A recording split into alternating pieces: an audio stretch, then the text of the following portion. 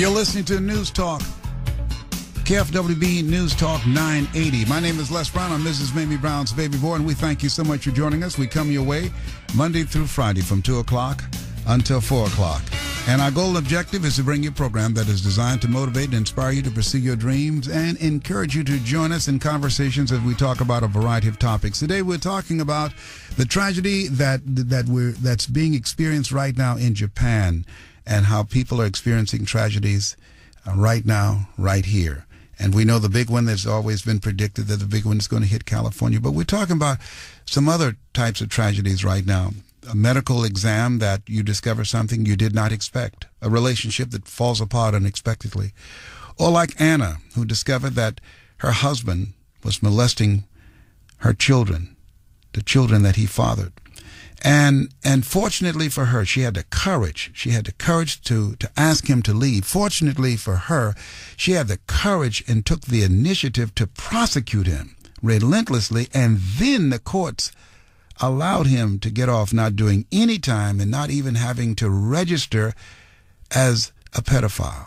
And so he's probably out there molesting some other kids, but she did her part. She fought. It takes courage to come back after tragedy. It takes courage to do what she did. And so she said through prayer, but not only prayer, but she made her performance as powerful as her prayer. She became actively engaged. Faith without works is dead.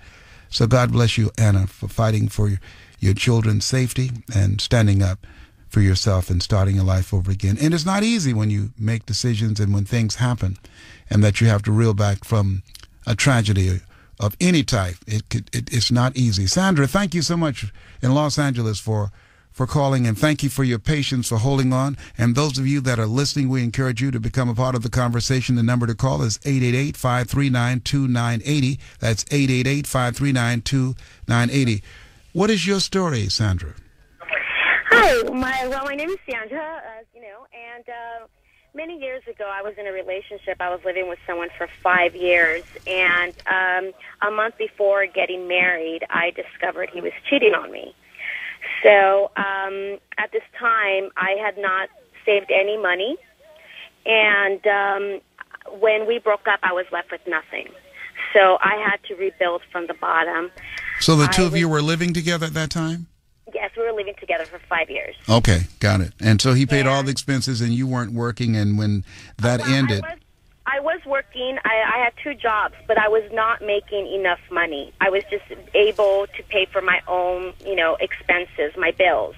He paid for the bigger expenses. He had more money than I did. Mm-hmm. So I kind of got accustomed to living a life of money.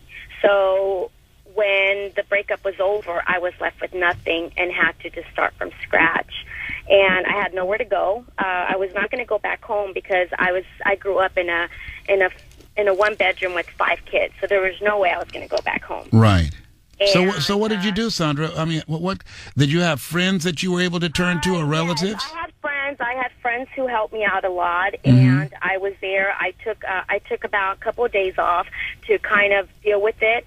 And then I just sucked it up, and I had to move on. Nobody was going to pay my bills. No one was going to, I was not going to be living at someone's house for free. So I knew I had to just snap out of it and get to it. And a year later, he married the person who he was having an affair with. So that was very devastating. As time went on, I learned to deal with it. I was able to graduate, get my BA. That helped me to become stronger and know not to depend on anyone.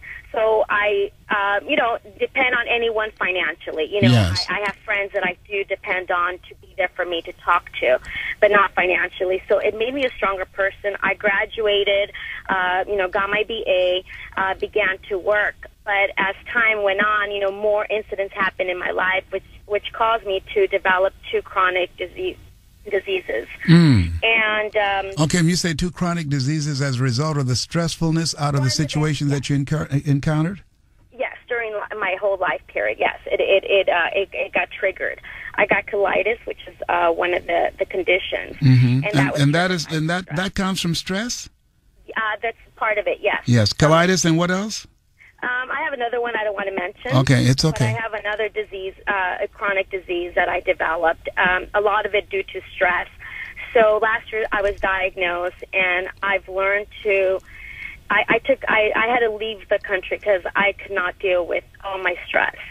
So I left, and I've learned that, you know, money, I cannot stress over money, that money doesn't make you happy, and there's other ways of dealing with stress.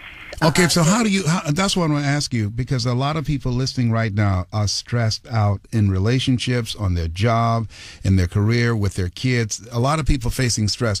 What is one of the key things that you've done to help to alleviate the stress in your life, given the fact that it has pushed you over the line, it has compromised your health to some extent? What I've learned is not to keep things inside, to talk about it. To talk about whoever will listen, to talk about it. And just to kind of let it out of the system. And also, I've learned meditation. Right now I'm doing acupuncture, cupping, doing natural, instead of having a glass of wine or having, you know, doing other unhealthy things. It's more kind of cleansing my body and trying to stay natural. Okay. And just being surrounded around positive people. Yes. And I think that's very important, positive people in your life. Yes. Well, listen, all the power to you, and I think that regimen that you have yourself on, positive people, acupuncture, doing meditation, and what you also said, talking to people to get it out of your system is very important. Thank you so much for listening, and thank you for listening to the program and calling in and sharing your story, and all the power to you. You're welcome. Thank you. I appreciate you. Thank you. And listen, we